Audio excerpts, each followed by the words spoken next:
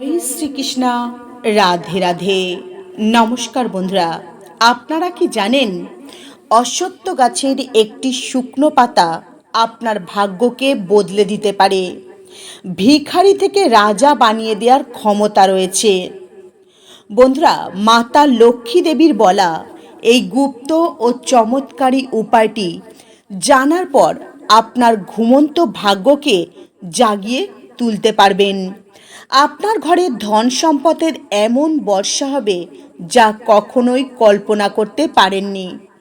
আজকের এই ভিডিওতে যে চমৎকারী জিনিসটির কথা আপনাদের জানাতে চলেছি, যে জিনিসটি মানুষ পায়ের তলায় মারিয়ে চলে যায়, কিন্তু এই শুকনো পাতা অনেক মানুষের জীবনে ও পরিবারে সৌভাগ্য নিয়ে আসতে পারে। এই প্রকৃতি কখনো কোনো সংকেত বিনা কারণে দেয় না, শুধু আমাদের সেই সংকেত বুঝে নিতে হয়। বন্ধুরা, অশ্বত্থ গাছের শুকনো পাতা কখনো কখনো হাওয়ায় উড়ে এসে পায়ের তলায় হঠাৎই পড়ে, আর আমরা কোনো চিন্তা ভাবনা না করেই সেই পাতার ওপর পা দিয়ে চলে যাই। কিন্তু আপনারা কখনো কি ভেবেছেন এই প্রকৃতি কখনো কোনো জিনিস বিনা কারণে আপনার সামনে এনে দেয় না? বন্ধুরা, আমাদের শাস্ত্রে পরিষ্কার লেখা রয়েছে অশ্বত্থ গাছ এমন একটি গাছ যে গাছে ব্রহ্মা বিষ্ণু মহেশ্বর ত্রিদেব বাস করেন। তাই এই গাছটিকে কল্পবৃক্ষ বা দেব বৃক্ষ বলা হয়। অশ্বত্থ গাছের সবুজ পাতা যখন ঝরে পড়ে যায় এটাকে অশুভ মানা হয়, কিন্তু অশ্বত্থ গাছের সবুজ পাতা গাছে শুকিয়ে যখন মাটিতে ঝরে পড়ে, এই পাতা আপনার পায়ের সামনে এসে যদি পড়ে তো এটাকে দেব সংকেত মনে করা হয়। যে জিনিস নিজের থেকেই আপনার কাছে আপনা আপনি আসবে সেটাকে কখনো সাধারণ ভাববেন না। বন্ধুরা, আপনারা হয়তো ভাবতে পারেন একটি শুকনো অশ্বত্থ গাছের পাতা কিভাবে আপনার ভাগ্যকে বদলে দেবে। বন্ধুরা, এই পাতা আপনাকে বাইরে থেকে নয়, ভেতর থেকে মজবুত করে তুলবে। আগেকার দিনে অনেক তান্ত্রিক ও রাজা মহারাজারা এই অশ্বত্থ গাছের টোটকা করে নিজের জীবন বদলে ফেলতেন। এটা বিশ্বাস করা হয় অশ্বত্থ পাতা মন আর ব্রহ্মাণ্ডের মধ্যে এক সেতু বন্ধন তৈরি করার কাজ করে। এটি এক পুরাণ কাহিনী থেকে জানা গিয়েছে। একজন গরিব চাষি ছিলেন। সে দিন রাত কঠোর পরিশ্রম করত, কিন্তু ওই চাষির টাকা পয়সা কিছুতেই সঞ্চয় করে রাখতে পারতেন না। যখন একদিন ওই চাষি মন্দিরের পাশে বসেছিলেন, তখন হঠাৎই হাওয়ার সাথে উড়ে এসে একটি অশ্বত্থ পাতা তার পায়ে আটকে যায়। ওই চাষি পাতাটি হাতে করে নিল এবং পাতার দিকে তাকালো, আর তার মনে হলো এই পাতাটি সে ঘরে নিয়ে যাবে। তারপর ওই পাতাটি চাষি তার বাড়িতে এনে তার সিন্দুকের মধ্যে রেখে দিল। ধীরে ধীরে ওই চাষি যে সিদ্ধান্তই নিত সেই সিদ্ধান্ত সে লাভবান হতো, অর্থাৎ তার সিদ্ধান্ত বদলাতে লাগে। অযথা ফালতু টাকা পয়সা খরচ হওয়া বন্ধ হয়ে যায়। সঠিক মানুষের সঙ্গে তার সাক্ষাৎ হয়, আর কিছুদিনের মধ্যেই ওই চাষি গ্রামের একজন সফল ও ধনী মানুষ হয়ে ওঠে। বন্ধুরা, আপনারা হয়তো বলতে পারেন এটা একটি গল্প। বন্ধুরা, গল্প বা কাহিনী এমনই তৈরি হয়, এমনি তৈরি হয় না, অনুভব থেকে তৈরি হয়। বন্ধুরা, একটা কথা মনে রাখবেন, যখন অশ্বত্থ গাছের শুকনো পাতা আপনারা তুলে আনবেন, মনে কোনো চিন্তা, পাপ, লোভ, হিংসা রাখবেন না। মনে কোনো খারাপ চিন্তা রাখবেন না। এটা কখনোই ভাববেন না যে আজকের এই পাতাটি আমি নিয়ে যাচ্ছি, কালকেরই কোটিপতি হয়ে যাব। তা কখনোই নয়। এটা কোনো লটারি নয়, এটা একটি শক্তিশালী ও চমৎকারী পাতা যা আপনার ভিতরে থাকা ঊর্জাকে জাগিয়ে তুলবে। কিন্তু সবার প্রথমে আপনাদের জানতে হবে সঠিক পাতা কোনটি। সবুজ পাতা হলে কখনোই হবে না, ছেঁড়া ফাটা পাতা কখনোই নেবেন না।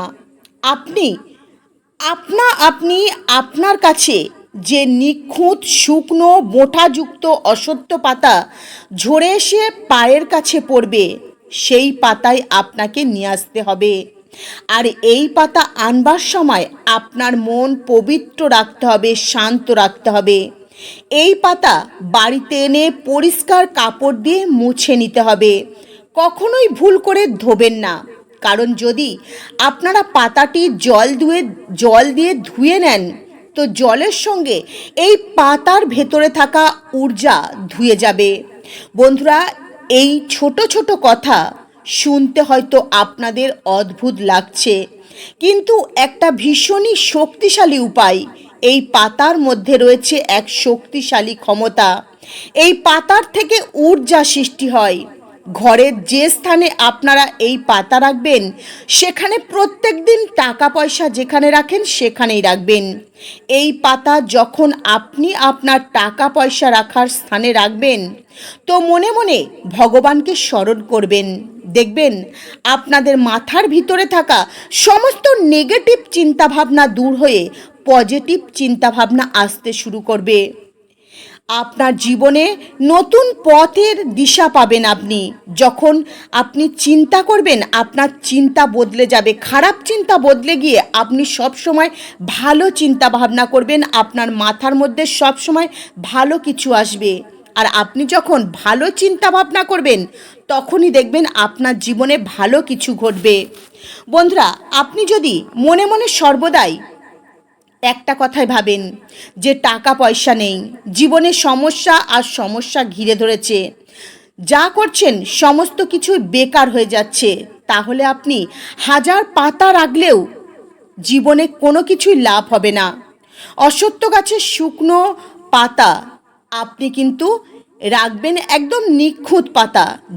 এই পাতার মধ্যে রয়েছে ঊর্জা, আর এই ঊর্জা আপনার চিন্তা ভাবনাকে বদলে দেবে। খারাপ চিন্তা ভাবনা মনে আসতেই দেবে না। সর্বদাই ভালো চিন্তা ভাবনা আসবে, পজিটিভ চিন্তা ভাবনা আসবে। আর এই অসত্য পাতার সামনে কখনোই কোনো অশুভ কথাবার্তা বলবেন না। অর্থাৎ যে স্থানে এই পাতাটি রাখবেন সেই স্থানের আশেপাশে কখনোই কোনো খারাপ কথাবার্তা বলবেন না। বন্ধুরা, এই উপায় আপনাদের শনিবার বা মঙ্গলবার বা অমাবস্যা বা পূর্ণিমার দিন করতে হবে।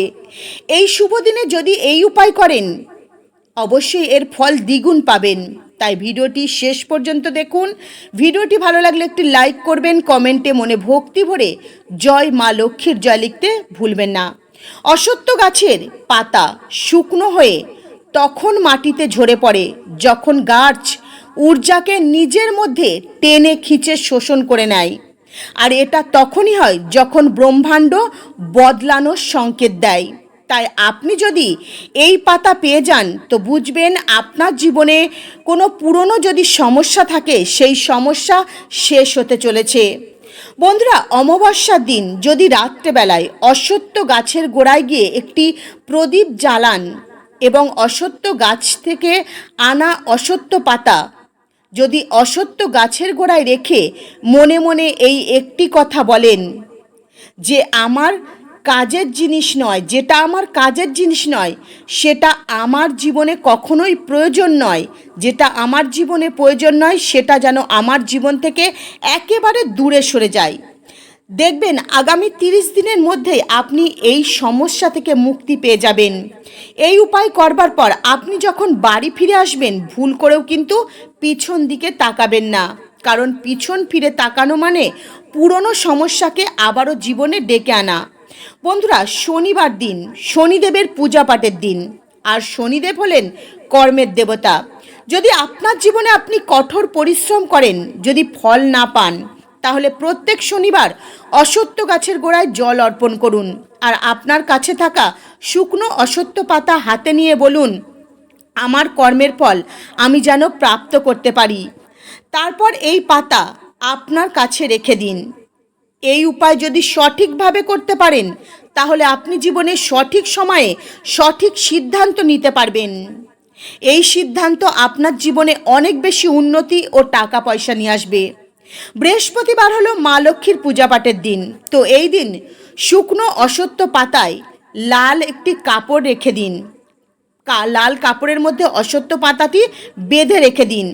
ওই স্থানে রেখে দিন যেখানে বসে আপনি সমস্ত সিদ্ধান্ত নেন, সমস্ত ভালো ভালো চিন্তাভাবনা, সমস্ত ভালো কাজ করেন যে স্থানে বসে।